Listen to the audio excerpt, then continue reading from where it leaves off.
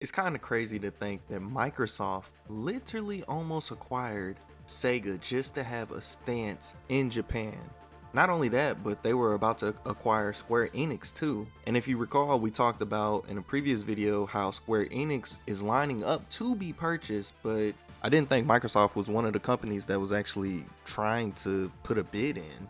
Now it's crazy to think about Square Enix, but I want to focus on Sega because Sega actually responded to the news, and here's what they had to say.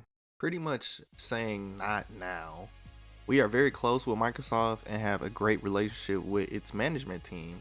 Microsoft particularly has a high regard for us. Xbox Phil Spencer and Sarah Bond are really serious about values that video game fans emphasize.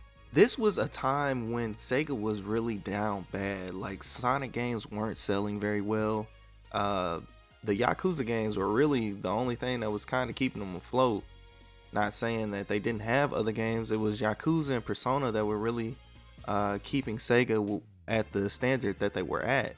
But even then, their big seller, Sonic, was not doing well. This is during a time where Sonic Forces was the mainline game. Honestly, if that was still Sega's current state, we would probably have seen an acquisition from Microsoft of Sega, honestly, because we already see it here. Their relationship is very close.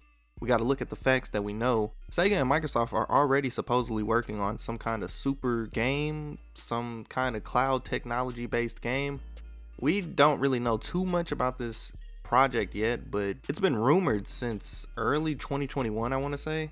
And we still haven't heard much about it, but it's interesting to see that the acquisition didn't come from things, but a super game of sorts is kind of what we're getting now. I think another thing is Microsoft almost had Sonic as a mascot.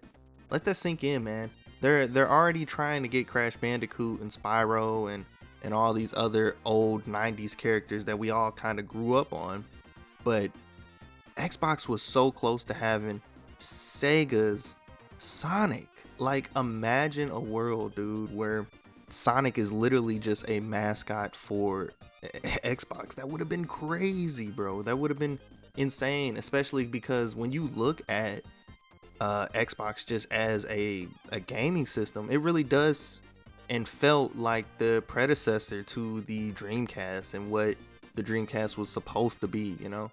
And it kind of would have just felt like right at home. And then not to mention they would have been able to make such a big impact overseas in the Japanese market with games like Persona, with games like Yakuza. These games already sell well, and just it would have brought more exposure to the Xbox brand. Not to mention these games definitely would go into Game Pass. Any kind of acquisition that Microsoft makes from this point on, we've talked about this in my last video with the Activision Blizzard deal and what I think is going to happen with Call of Duty at that point. Although I don't see newer Call of Duties going into Game Pass day one, it's pretty clear that they're going to put the older titles in Game Pass. Turning around and talking about a company like Sega, where you can literally, and we've seen it already, Microsoft puts all of the Yakuza games on Game Pass pretty much.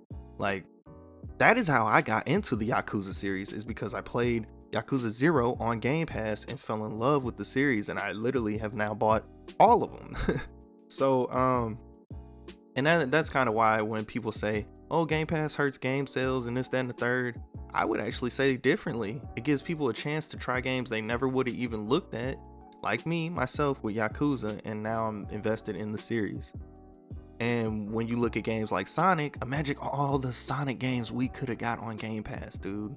Like, all the old Sonic games we could have just got day one, right when they acquired them, right there on Game Pass. What a reality that would have been. It would have been crazy to just think that Sonic, Persona, Joker, and these other characters, we could have got a Jet Set Radio reboot finally, man.